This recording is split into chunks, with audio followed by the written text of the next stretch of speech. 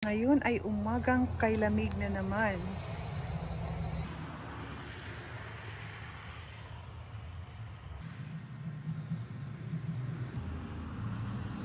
Go, Jack!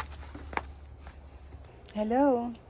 Kahapon ay Pasko at hindi naman nag-snow. Pero nung late afternoon, nagsimula ng bumagsak ang snowflakes.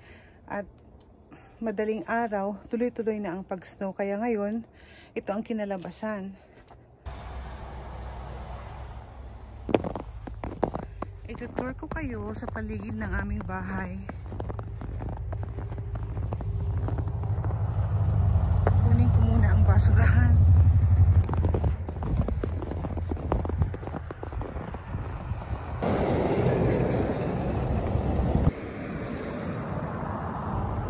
Oh, hindi nag-pick up ng basura pala kahapon.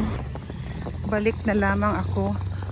Parang pwedeng mag-sledding si Andy dito mamaya sa driveway. Mga nasa 2 to 3 inches din ang kapal ng snow.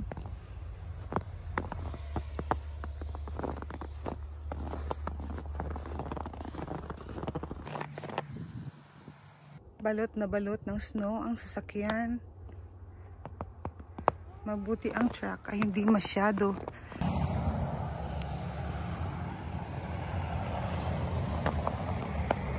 Nagsisimula na naman bumagsak ang snowflakes.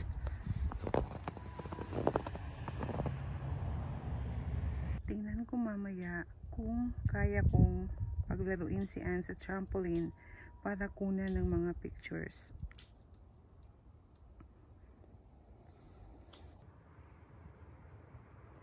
Ito ang aming warm bin na kung saan ay isang bathtub.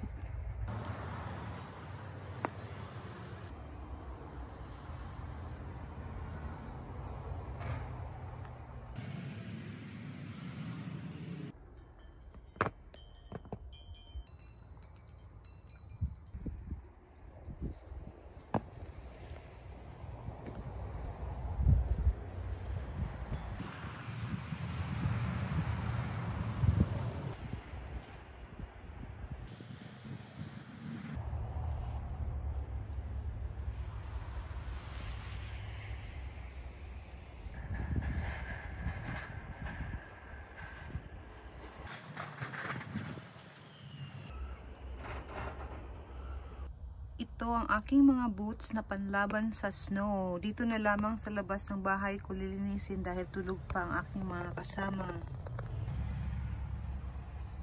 Ito ang aking paborito dahil waterproof at matibay. At ganun din sa isang ito. Malambot sa paa at komportableng gamitin. Mga 10 taon ko na rin itong ginagamit. Nandito ako ngayon sa likod ng aming bahay, malapit sa may shop.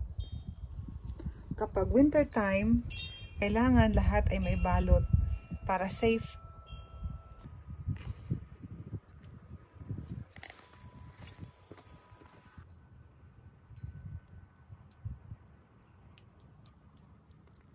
Nung nahihilig pa ako sa photography, yung mga pictures ni Anna na papublish sa magazine at newspapers, dito lamang yun sa likod ng aming bahay kuha.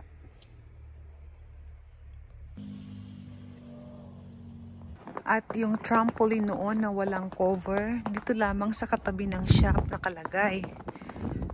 Pero wala na ito ngayon. Diyan siya nakapwesto noon. Tara, atin namang silipin ang garden.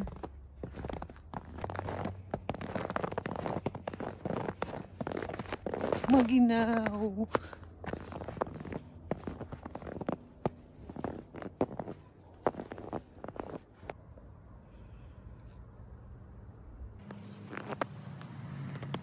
Ayan, lahat may balot.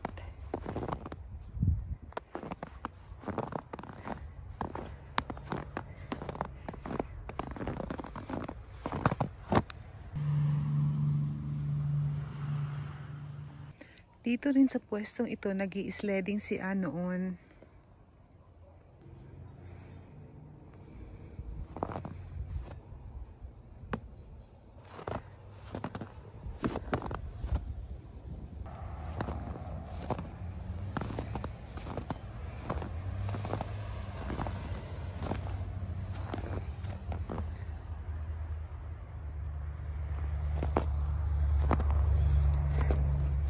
ako'y babalik na sa loob ng bahay dahil malamig.